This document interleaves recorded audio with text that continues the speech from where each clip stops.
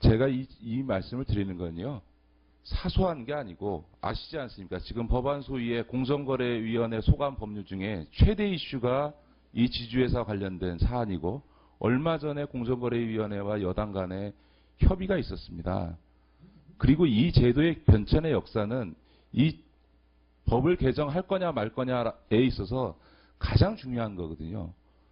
어떻게 이게 계속 완화돼 왔냐라고 하는 문제인데 예를 들어서 저는 아까 이게 그 청문회에 대한 장관 후보자의 태도의 문제를 제가 말씀드리는 것은 본인이 업무 파악이 아직 그 사안에 대해서 파악을 못할 수도 있겠죠. 그거는 제가 부족해서 파악을 못했다. 그럴 수도 있습니다. 그러나 그건 자질의 문제라고 생각합니다. 그런데 그거에 대해서 제가 천재입니까? 이걸 다 애워야 됩니까? 지주회사 제도의 변화가 무슨 교과서 암기해야 되는 사안 정도로 이해하고 있는 제가 지금 자질의 문제를 얘기하는 겁니다. 공정거래법의 조항이 수백 개이지만 그것은 기본적인 어떤 틀에 의해서 정합성을 가지고 만들어진 것입니다. 그래서 공정거래법의 기본 틀을 유지하고 구성하고 있는 것들은 몇 가지 기본 줄기가 있습니다. 그래서 상호출자 제한 집단에 대한 일관성 있는 어떤 규제의 룰이 있는 거고요. 지주회사에 대해서 일관성 있는 룰이 있습니다. 그거와 관련된 세부 조항은 수십 개가 되지만 기본적인 틀이 있는 겁니다. 공정거래위원회는 다른 모든 법률에 떠나서 공정거래법에 근거해서 법을 집행하는 이게 가장 중요한 거 아닙니까? 질의하시기 바랍니다. 제가 답변하는 과정에서 조금 그런 경솔한 답변 드린 거는 사과드립니다. 그러나 제 답변은 그런 뜻으로 한 건 아니라는 걸 좀 양해해 주십시오. 아니 저는 장관 후보자의 업무 파악 능력, 업무 장악 능력이라고 하는 것이 특히 경제 검찰이기 때문에 굉장히 중요한 겁니다. 제가 하나 더 묻겠습니다. 지주회사 문제와 관련해서 당시에 부위원장이셨잖아요. 예. 자, 질의하겠습니다. 예. 그 당시에 GS 칼텍스의 손자회사, 증손회사 설립 문제가 됐죠? 예. 근데 그 GS 칼텍스가 원래 손자회사였습니까? 그 외국인 투자 합작사하고 하기 전에 일단 인수를 한 걸로 알고 있습니다. 그 당시에 부위원장이셨습니다. GX 칼텍스가 어떻게 인수한 기업입니까? 아니 GS 칼텍스 말고요. GX 칼텍스가 원래 손자회사였냐고 제가 묻지 않습니까? 모르시죠? 원래 GS의 자회사였습니다. 그거를 2012년도 1월 달에 갑작스럽게 GS 에너지의 손자회사로 변경했습니다. 그리고 나서 손자회사에 대한 증손회사 지분 규제를 완화해달라고 한 겁니다.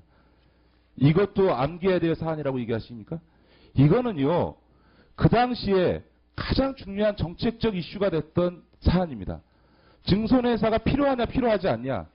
손자회사 방식을 통해서도 얼마든지 합작투자가 됐든 관련된 소위 계열 자회사를 가질 수 있느냐라고 하는 것에 대한 입법 정책적 판단에 가장 중요한 사안들입니다. 이런 거를요, 위원장이나 이런 분들이 정확히 파악을 해야 이 입법 추진이 필요한지 안 필요한지 판단하는 거 아닙니까? 그러니까 결국은 외투법 개정해 줬더니 그것 때문에 외국인 합작투자 안 된다고 했더니 법 개정 뒤에 GS는 그 합작투자를 백지화했습니다. 아시죠? 예. 결국 그 외투법 이 개정이 이 합작투자 성사와는 아무런 상관이 없었습니다. 지주회사 제도가 그 합작투자의 성사에 아무런 영향을 미치지 못했습니다. 그런데 정부는 대통령까지 나서서 더구나 공정거래법을 집행하는, 담당하는 공정거래위원회까지 거기에 동조해서 지주회사 제도의 근간을 흔들 수 있는 외투법 개정을 허용했고, 지금 와서는 그걸 빌미 삼아 외국인 합작투자회사와의 차별을 두어서는 안 되니 국내 일반 지주회사에 대해서도 증손회사에 대한 지분 규제를 완화하자고 합니다. 재벌의 민원기관이죠. 저희가 서면 질의한 거에 대해서요. 담합 사건에 있어 입찰 제한하고 있는 거에 대해서 개선해야 된다. 라고 한 것에 대해 의견을 물으니까 검토하겠다 이렇게 답변하셨죠? 예. 그래서 그 입찰 제한의 범위를 제한하자라고 하는 의견에 대해서 어떠십니까? 신중하게 검토를 해보고 말씀드리겠습니다. 아니, 그러니까 입장이 어떠시냐고요, 지금. 그러니까 지금 현재 여기서 좋습니다. 합의 적답할 추정제도 사항은 아니겠죠. 있죠. 예. 그 합의 추정제도가 법률상 이렇게 어떤 행위를 추정해서 뭘 제재하는 것은 옳지 않다라고 하는 지적에 대해서는 어떻게 생각하십니까? 저희가 그 합의 추정 제도는 전 세계적으로 다 이제 대부분의 나라에서 합의 추정 제도를 도입하고 있기 때문에 그 부분은 반드시 필요하다고 보고 효력이 있어야 된다고 봅니다. 제가 시간 때문에 더 묻지는 않겠습니다. 제가 한 가지만 더. 지주회사 제도와 관련해서요. 지금은 주식 가치가 올라가서 자산 총액 50%를 초과하게 되면 지주회사로 바로 되게 돼 있죠. 전환할 의도가 없어도. 예. 그거에 대해서 개선해야 된다는 요구에 대해서 어떻게 생각하십니까?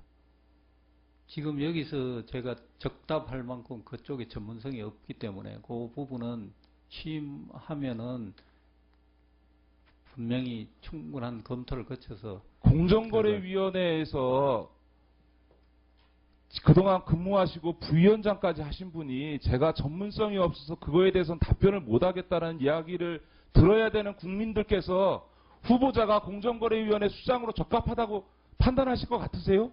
지금 지주회사만의 특정한 부분을 자신 없다고 해서 모든 공정거래 쪽에 다 전문성이 없다고 볼 수는 없지 않습니까? 그래서 제가 솔직하게 잘 모르는 분야도 있고 특히 잘 아는 분야도 있고 제가 맡았던 업무라면은 과장국장 때 맡았던 업무는 굉장히 잘 알지만은 지주회사 분야는 제가 실무적으로는 한 번도 맡은 적이 없기 때문에 제가 솔직하게 답변을 드리기 때문에 사실은 의원님이 자꾸 역정을 내시는 건데요. 그렇다고 해서 제가 그냥 뭐 직원들이 써주는 거 보고 뭐 안다 나불나불 이렇게 또 하는 것도 문제가 있다고 봅니다. 그래서 좀 그런 부분을 양해를 해 주십시오. 예.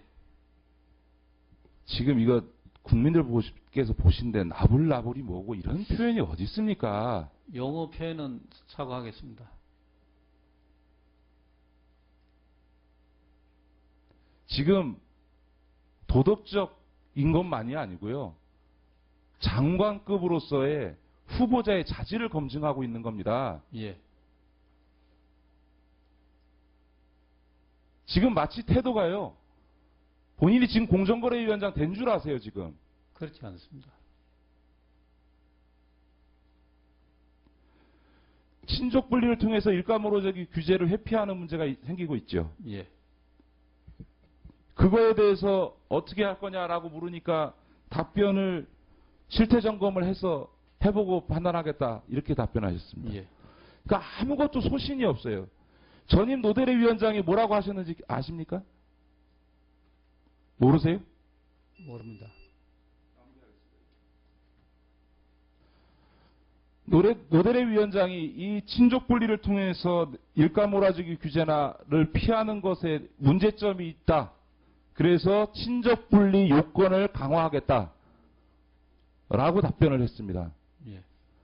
이 친족 분리 요건 강화의 핵심적인 게 뭔지 아세요? 모르시죠?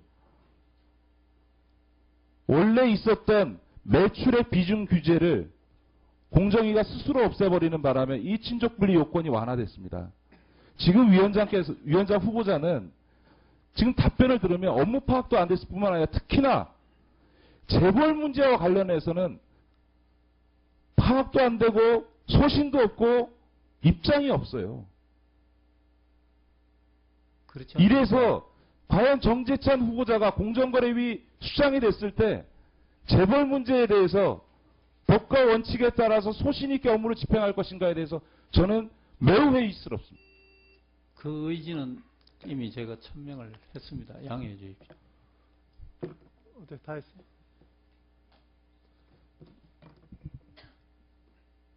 어떻게 얘기를 계속 하시겠어요?